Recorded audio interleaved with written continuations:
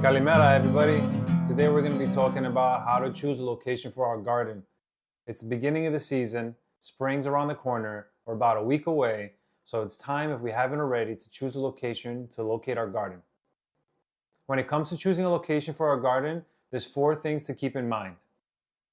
How much sun are we getting? Is the water nearby? How far is our garden from our house? And what's the space available to us? Let's take a look at sunlight. Most vegetables are going to need anywhere between 6 to 8 hours of sunlight throughout the day. So walk around your property, pay attention to the sun, and see which areas get 6 to 8 hours a day consistently. This way we can give our plants the best opportunity to thrive this summer. The second thing we need to look at is the water access. Is there water nearby our garden, or do we have to lug hoses and buckets to get water to our garden?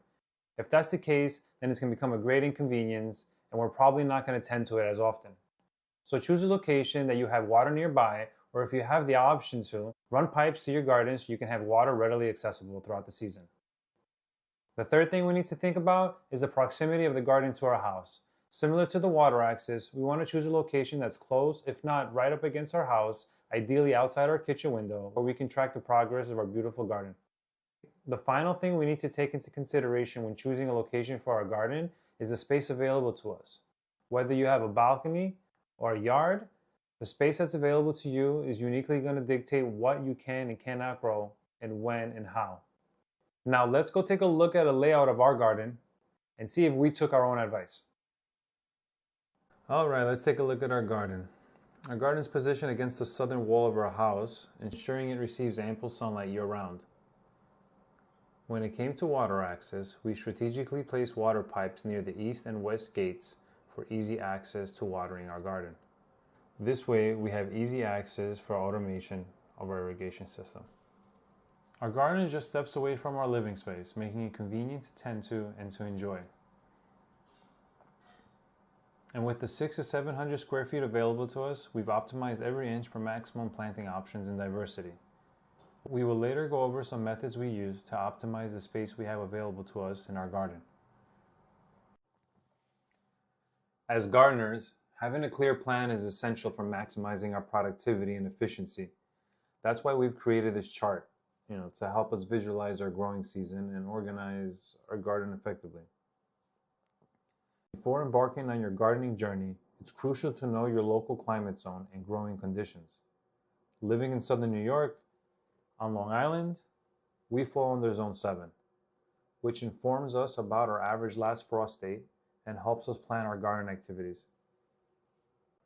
Our last frost typically ranges between March 30th and April 30th, so we'll use April 15th as our point of reference.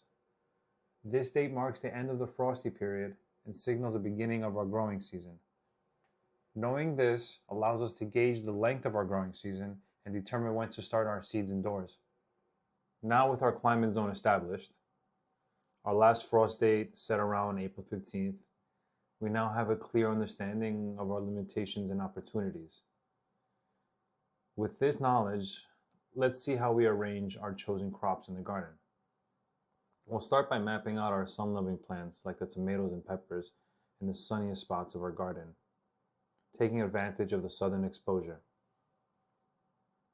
Next, we'll allocate space for crops that prefer partial shade, such as the lettuce and spinaches, in areas that receive a bit less sunlight.